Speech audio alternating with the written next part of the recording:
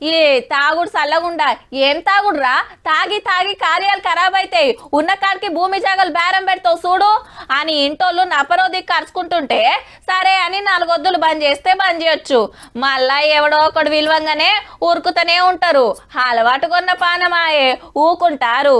ఒకసారి సుతా గిట్లనేనబ్బా, ఇక నేను మారతా అని ఎన్నో మాటలన్నాడు. అదే తొవ్వదొక్కుతాడు 4 వద్దులైతే.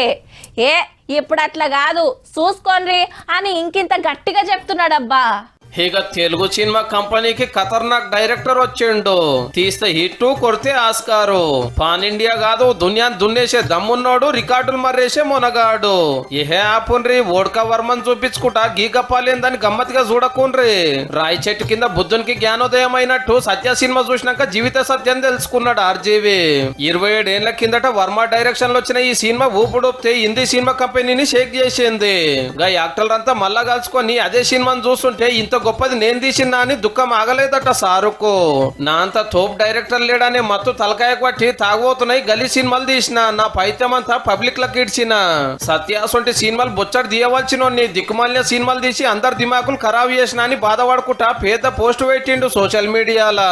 అంతేకాదు లవ్ తప్పు తెలుసుకున్నా ఈ కాంచెలి మంచి మంచి సినిమాలనే తీస్తా, నాకు ఇంతటి పేరు తెచ్చిన సత్య మీద ఒట్టేసి సత్యంగా చెప్తున్నా అనుకొచ్చిండు.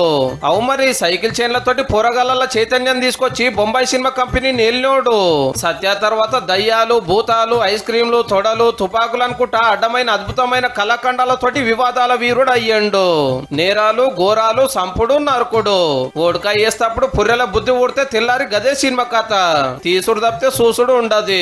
ఇదేందంటే నా సినిమా నా ఇష్టము, నిన్నవాడు చూడమన్నాడని పంచులతోటి పరాస్కం చేస్తాడు.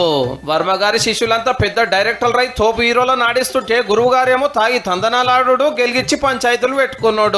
ఈడిగిన తుర్త అనిపించక లీడర్ల మీద సినిమాలు తీసి ఎచ్చిపచ్చి పోస్టులు పెట్టి కేసుల పాలయ్యే కాడుకొచ్చింది జిందగీ. ఆర్జీవి ఒక వింత జీవి, వర్మ మన కర్మ అనుకునే లెవెల్ కి ఎదిగిండు. గిసొంటి ఏ గడియలుగా సత్య సినిమా చూసిండో గాని జీవిత సత్యం తెలుసుకొని మళ్ళా పాత రంగు పల్వర్మ అయితని శబ్దం పట్టిండు అన్నట్టు. ఏమో సారు ఇదన్నా నిక్రమేనా లేకుంటే ఓడకా వేసినాక పెట్టిన పోస్టు? నా సినిమాలు నా ఇష్టమని మళ్ళా అద్భుతమైన కళాఖండాలే తీస్తావా?